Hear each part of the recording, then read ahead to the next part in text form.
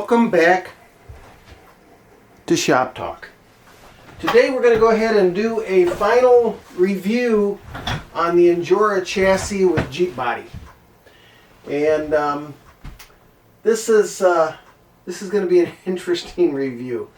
A lot of things have changed on this unit. So first let's start with the positive. I really do like the Jeep hard body. I think the quality and everything is really pretty good. Fit on there pretty good. I messed up a little bit and it should have been mounted a little bit further back, but that's the way it goes. That's about the only good thing I got. Let's take this and take a little closer look at it, shall we? So what you get with this when you are buying it, it was like $149, I think it was, and that was with chassis and axles, no tires and wheels. There was no provision to mount the body anywhere. That was non-existent. You got the frame rails, front and rear bumper mounts. You got a metal, this one here. You got a metal battery tray. I had a carbon fiber one, so I just stuck it on. I don't think there's really anything per se wrong with this, but I'd rather have the carbon fiber. And you got a transmission, a planetary gear transmission, motor forward, with a transfer case box for it. And you got, this is one of the axles that you get right here. This is actually a new one that they sent me because the old one would grind and clunk when you backed it up. So I never really did use this. I had now the other thing too is with their transfer case that they give you right here. Okay, it's a plastic transfer case. I will say that the play and everything is actually really good. The drawback of this particular transfer case is the fact that the 4 mounting holes that you have right here,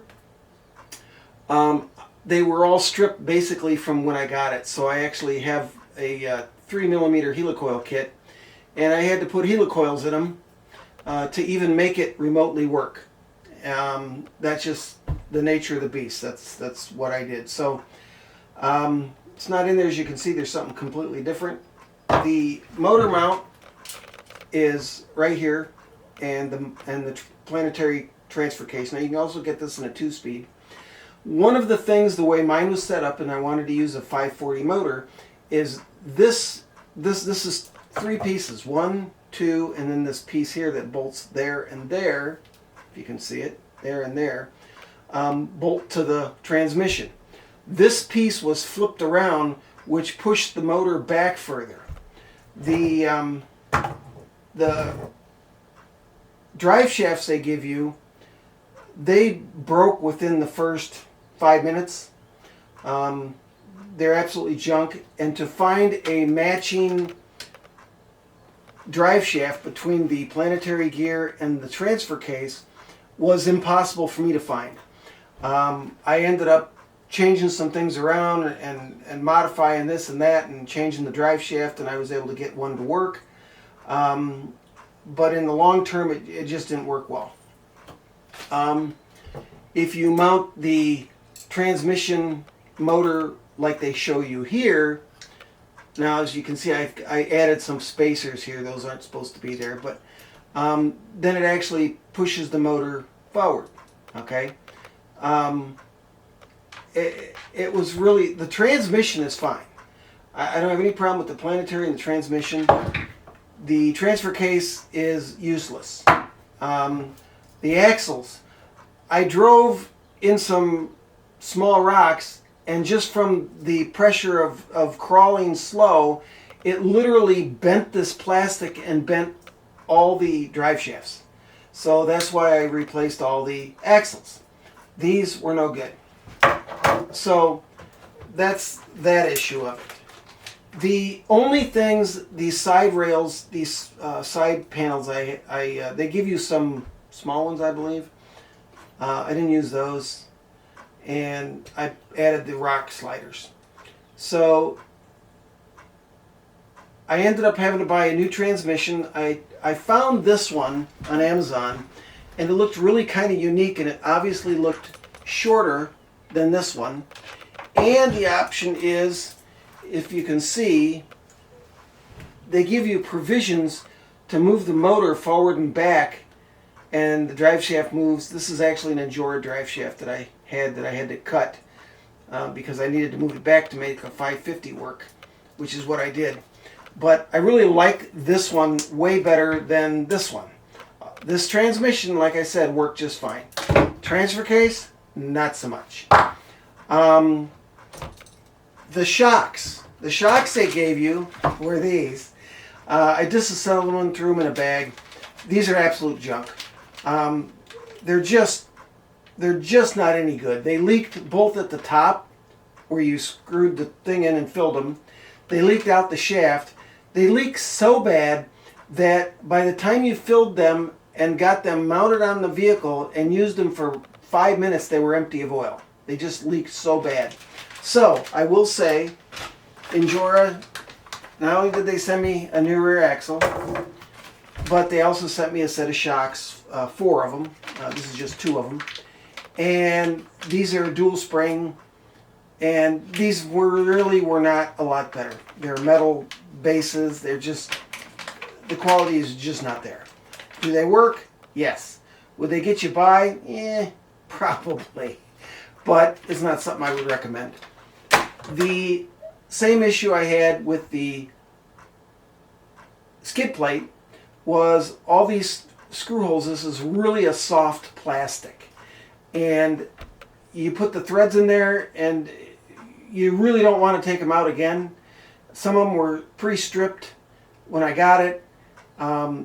Really garbage. This transmission with the little transfer case comes with its own proprietary skid plate. Same size, just drilled different. That was no problem. I got the axles on Alley. I really like these. I actually have 2 sets of these, and they work really good. They're really quiet. They had a lot of grease in them when I got them and I took them apart. Have no issues, no problems with that. The only other thing that I'm using from basically what I'm using from the Injora kit that I spent $150 on is I bought the links, I bought the frame rails, I'm using the rear bumper mount, and that's pretty much it. I'm not really using anything else. That's really sad for 150 bucks. I will go and show you what I would recommend to get instead if you want to do this, because I really can't. And I'm using new drive shafts, I'm using new shocks, new shock towers. The problem with the shock towers is I really didn't have an issue with the rear ones. The rear ones are pretty good. They're about the same height as these. And I may put these back on and take these back off so I can get the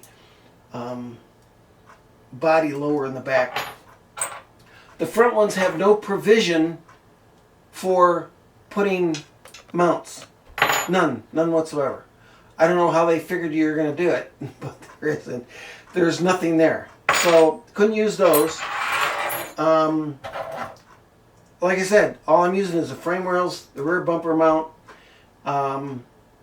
and that's it. And the links. That's all I'm using for $150. That's really sad. Worst investment I ever made was on this.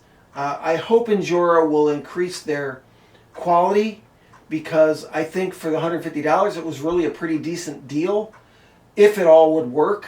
But it's not something you're going to go rock crawling, especially with those axles. There's no way those will survive. Just impossible.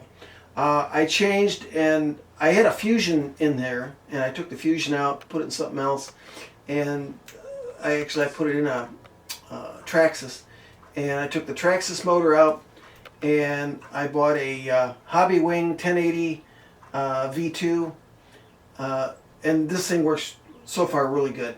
I'm using a W-fly. I'm using the 3rd channel so that I can control the drag brake from the radio. That's really cool. I like that. The shocks are 2 mod. That's T-O-M-O-D. T-O-M-O-D. Or T-O-O-M-O-D. And I really like them. They work really well on this. This is a fairly heavy vehicle. This is around 6-7 pounds altogether. But it's working pretty good. These are Injora tires. I like these. I wish they made them a little bit wider. They're a little bit on the narrow side, but all in all, very good tires. I'm using magnets in the front, pins in the back. I put a winch on here, but I do not have the winch controller yet. This is an Injora bumper as well as the rear one. These are metal ones that I bought. That's like $40 worth of bumpers, but they work and I like them. I don't mind the weight.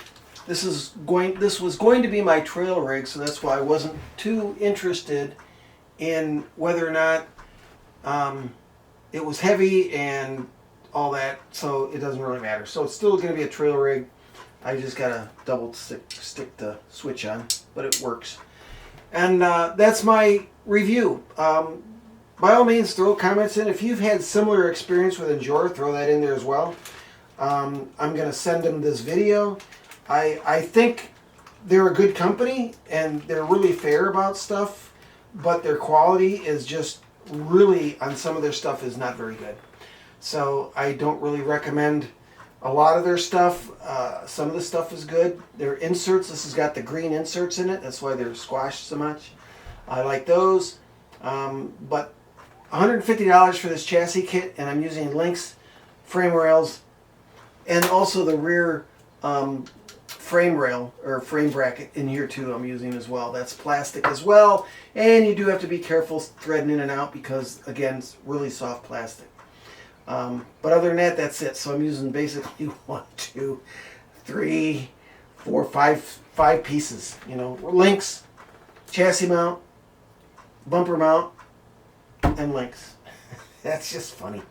That's sad for $150. It's really, really sad for $150. So I hope they pay attention and work a little bit better on their quality control, and they would have a lot more success, I think, in the industry. But as of now, I can't recommend this whatsoever. There's an extra hole here. I tried modifying and doing something different with their motor mount so I could get it, but it didn't turn out well. Anyway, there you go. So I hope that helps everybody, and by all means, thanks for stopping by. We'll do a review on my, this is a Power Hobby, I believe, low center of gravity chassis. Again, as you can see, it's got the same, if I get it flipped around here, it's got the same axles. It's carbon fiber frame rails, and this was a much better deal than the Injora. This is way times better deal. And we'll do a quick review on this here in a video coming up, and I think you'll like this. This has been an outstanding vehicle for what it is. So till next time, thanks for stopping by. Please hit the like, hit the subscribe, throw a comment in there. Let me know what other problems you've had with Injora, and we'll go from there. So in the meantime, everybody take care. Talk to you later.